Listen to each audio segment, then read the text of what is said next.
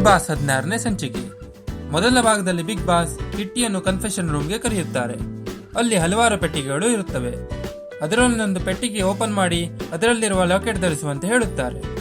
ಅದೇ ತರಹ ಎಲ್ಲರಿಗೂ ಕರೆದು ಒಂದೊಂದು ಲಾಕೆಟ್ ಕೊಡುತ್ತಾರೆ.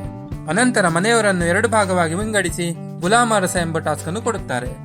ಲಾಕೆಟ್ ನಲ್ಲಿ ಪದಕ ಇರುವವರು ಅರಸರಾಗುತ್ತಾರೆ ಮತ್ತು ಮಣಿಯಿರುವವರು ಗುಲಾಮರಾಗಬೇಕಾಗುತ್ತದೆ. ಹುಚ್ಚ ವೆಂಕಟ್ ಅರಸರಾಗುತ್ತಾರೆ ಮತ್ತು ರೆಹಮಾನ್ ಮತ್ತು ಅಯ್ಯಪ್ಪ ಗುಲಾಮರಾಗುತ್ತಾರೆ. ವೆಂಕಟ್ ಹಾಡು ಹಾಡಲು ಹೇಳಿದಾಗ ರೆಹಮಾನ್ ಎಲ್ಲರ ಕಾಲಿಡುತ್ತದೆ ಕಾಲ ಎಂಬ ಹಾಡನ್ನು ಹೇಳುತ್ತಾರೆ. ಹುಚ್ಚ ವೆಂಕಟ್ ಹಾಡು ಚೇಂಜ್ ಮಾಡಲು ಹೇಳುತ್ತಾರೆ. ಇನ್ನೊಂದೆಡೆ ಕಿಟ್ಟಿ ಅರಸರಾಗುತ್ತಾರೆ ಮತ್ತು ಕೃತಿಕಾಗೆ ಡ್ಯಾನ್ಸ್ ಮಾಡಲು ಹೇಳುತ್ತಾರೆ.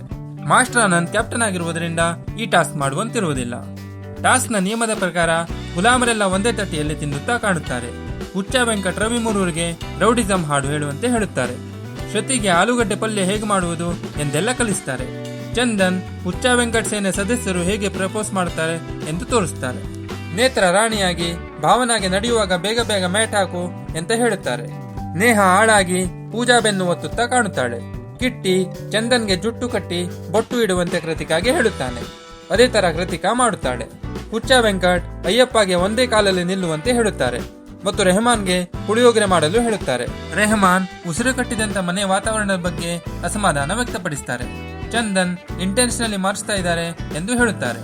ಮಾಸ್ಟರ್ ಆನಂದ್ ಮತ್ತು ಚಂದನ್ಗೆ ಮನಸ್ತಾಪವಾಗುತ್ತದೆ. ಕೊನೆಗೆ ರೆಹಮಾನ್ ಅಳುತ್ತಾರೆ. ಹುಚ್ಚ ವೆಂಕಟ್ ರೆಹಮಾನ್ಗೆ ಮಳೆಯಲ್ಲಿ ನಿಲ್ಲುವಂತೆ ಹೇಳುತ್ತಾರೆ. ಟಾಸ್ಕ್ ಆಗಿ ರೆಹಮಾನ್ ಅದನ್ನು ಮಾಡುತ್ತಾರೆ. ರಾತ್ರಿ ಸುನಾಮಿ ಕಿಟ್ಟಿಯನ್ನು ಲಾಲಿ ಹಾಡು ಹಾಡಿಸಿ ಮಲಗಿಸುತ್ತಾರೆ. ಈ ಕಡೆ ಹುಚ್ಚ ವೆಂಕಟ್ ಅವರನ್ನು ರೆಹಮಾನ್ ಮತ್ತು ಅಯ್ಯಪ್ಪ ಹಾಡು ಹಾಡಿ ಮಲಗಿಸುತ್ತಾರೆ. ಬಿಗ್ ಬಾಸ್ ಮನೆಯಲ್ಲಿ ಮೇಲೆ ಇದ್ದವರು ಮೆರೆತಿದ್ದಾರೆ, ಕೆಳಗೆ ಇದ್ದವರನ್ನು ತುಳಿತಿದ್ದಾರೆ. ಮುಂದಿನ ಸಂಚಿಕೆಯಲ್ಲಿ ಏನಾಗುತ್ತೆ ಎಂದು ತಿಳಿಯಲು ನಮ್ಮ ಚಾನೆಲ್ ಸಬ್ಸ್ಕ್ರೈಬ್ ಮಾಡಲು ಮರೆಯದಿರಿ.